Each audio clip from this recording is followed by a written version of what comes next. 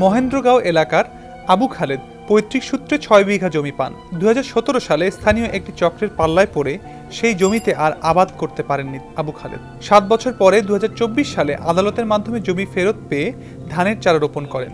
সেই ধান আগাছানাশক স্প্রে করে নষ্ট করার অভিযোগ উঠেছে এবার। ধানের চারা বৃদ্ধির সময়ে এখন মাটিতে নুয়ে পড়েছে। আগুন দিয়ে জ্বালিয়ে দেওয়ার মতো অবস্থা সৃষ্টি হয়েছে আবু খালেদের ৬ বিঘা জমির ধানের ফসল। এই জমিটা হচ্ছে আমার বাবার, এটা ঠাকুরগাঁ জজ কোর্ট থেকে মামলা হয়ে রায়প্রাপ্ত হয়ে ডিগ্রিধারী হয়ে এমনকি কমিশনার নিযুক্ত হয়ে জজ কোর্ট থেকে রায়প্রাপ্ত দখল দিয়ে গেছিল আমার বাবাকে। আমার বাবা বাদী ছিল, বাট কিছু আওয়ামী লীগের কিছু উস্কানিমূলক নেতা, এমনকি কিছু ভূমিদস্যু, চাঁদাবাজি এবং লাঠিয়াল বাহিনী, এরা কিছু মানুষ আমাদের সাথে প্রায় দীর্ঘ ৮ বছর ধরে এই অত্যাচার অবিচার করতেছে। ওরা চাঁদা দাবি করে, জমি দাবি করে, মানে ভূমিদস্যুদের যেটা কাহিনী আপনারা জানেন সবাই। ওরা হচ্ছে যে আমরা যখন ফসল করতে যাই তখন হাল বাধা দেয়, হালের উপরে অত্যাচার করে, তারপর হচ্ছে যে আমার বাবা মার উপরে অত্যাচার করে। আবাদ করার পর এই ভূমিদস্যু কয়েকজন ভূমিদস্যু গোলাম মোস্তফা, ১ নম্বর বাবুল হোসেন, ২ নম্বর গোলাম মোস্তফা, এই ভূমিদস্যুরা, এই চাঁদাবাদরা, আমার এই সন্ত্রাস চাঁদাবাদরা আমার জমি বাড়িতে আবাদ করতে আসলে এরা আমাকে আঘাত করে।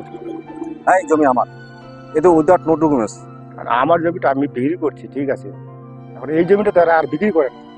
এই যে কি ধরলেন যে এই রাত্রেবেলা কি ব্যাপার জ্বলায় দেয়, জঙ্গল মারা বীজ দিয়ে, আমারও এরকম জ্বলাই দিয়েছিল। তারপরে হালকে বই ব্যবসায়ীগুলো বলতে বলি, হাল বাইতে বলি, হাল বাইবে না। ওদের বললাম যে কাগজপাতি নিয়ে কি আপনারা ই করেন, মোকাবিলা করেন, এরা মোকাবিলা করবে না। এই বিপর্যয়টা আপনার সামগ্রিক একটা বিপর্যয়, এটা শুধু রাষ্ট্রীয়ভাবে না, এটা আন্তর্জাতিকভাবে একটা বিপর্যয়। কীটনাশক দিয়ে নষ্ট করে ফেলছে, আর আগাছানাশক তো হচ্ছে কোম্পানি বাইর করছে আগাছা পরিষ্কার করার জন্য, যেগুলো অপ্রয়োজনীয়।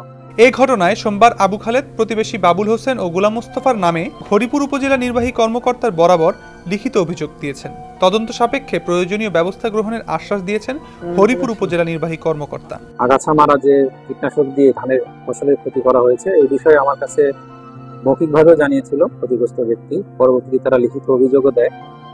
তো এটা তো আসলে একটা, আমার কাছে মনে হয়েছে যে ওখানে ফৌজদারি অপরাধ সংগঠিত হয়েছে।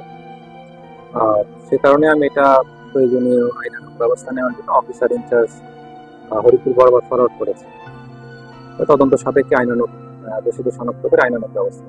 এমন ঘটনার জন্য দায়ী প্রকৃত অপরাধী শাস্তির দাবি ভুক্তভোগী পরিবার সহ স্থানীয়দের।